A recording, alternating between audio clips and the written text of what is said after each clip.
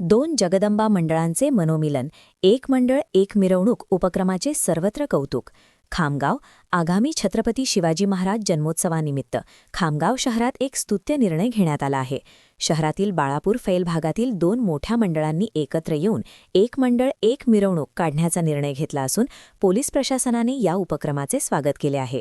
बाळापूर फैल भागातील गणेश सोनोने यांचे मंडळ आणि अशोक मुरेकर यांचे जगदंबा मंडळ यंदा स्वतंत्र मिरवणूक न काढता एकत्रितपणे शिवजयंती साजरी करणार आहेत.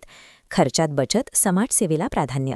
दोन वेगवेगळ्या मिरवणुकींमुळे होणारा अनावश्यक खर्च टाळून तो पैसा सामाजिक कामांसाठी वापरण्याचा निर्धार दोन्ही मंडळांच्या कार्यकर्त्यांनी केला आहे.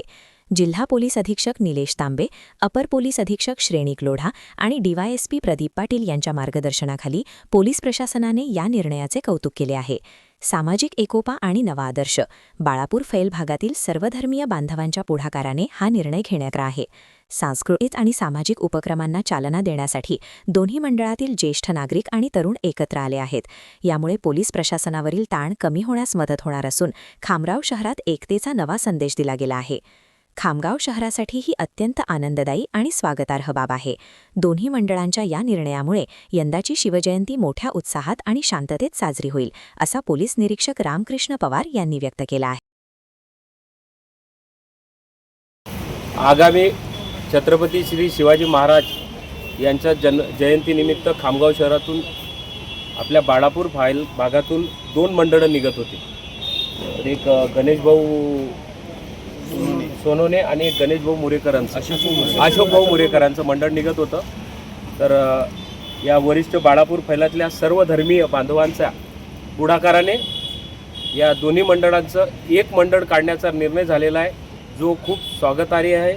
माननीय पोलीस अधीक्षक श्री निलेश तांबे साहेब, ॲडिशनल एसपी साहेब लोढा साहेब आणि डीवायएसपी प्रदीप पाटील साहेब यांना देखील या बाबतीत यांच्या आदेशाने या दोन मंडळांचं एक मंडळ झाल्यामुळे या भागात सदरचे दोन्ही मंडळ हे सांस्कृतिक सामाजिक देखाव्याचे चांगले उपक्रम राबवणार आहेत, जेणेकरून तो मिरवणुकीसाठी लागणारा जो खर्च आहे तो विनाकारण दोन मंडळांचा खर्च एका मंडळात विभागला जाईल आणि एक मंडळाचा जो पैसा उरेल त्या पैशातून दोन्ही मंडळाचे ज्येष्ठ मंडळी व नवयुवक मंडळ मुलं हे सगळे सामाजिक कामासाठी तो पैसा वापरणार असल्याची आपल्याला ग्वाही दिलेली आहे आणि खूप खामगाव शहरासाठी एक चांगली स्वागतार्ह गोष्ट आहे. तर मी खामगाव शहरासाठी त्या दोन्ही मंडळांचे एकत्रीकरणाला शुभेच्छा देतो आणि खूप आनंदात छत्रपती शिवाजी महाराज जयंती साजरी होईल अशी अपेक्षा व्यक्त करतो.